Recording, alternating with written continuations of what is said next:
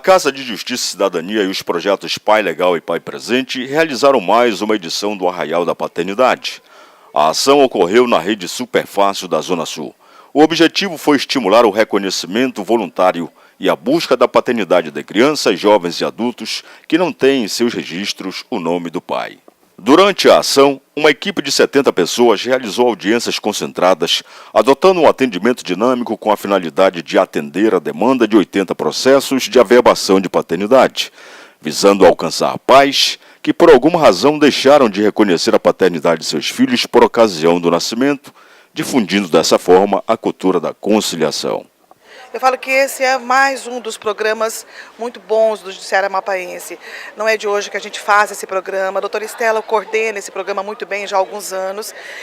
E eu falei, a satisfação hoje é que numa sexta-feira, mesmo após jogo da Copa, estamos com a casa cheia. Vamos fazer 80 averbações espontâneas de paternidade.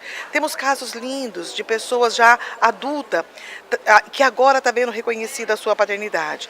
Então, a Casa de Justiça é para isso mesmo, esse programa bom que também é a Casa de Justiça. Aqui nós fazemos afirmações, aqui está a Justiça do Trabalho, a Federal, a Eleitoral, e hoje recepciona esse programa do Judiciário, que é o programa Pai Legal, Pai Presente. É um projeto antigo, já muito bem instalado dentro do tribunal.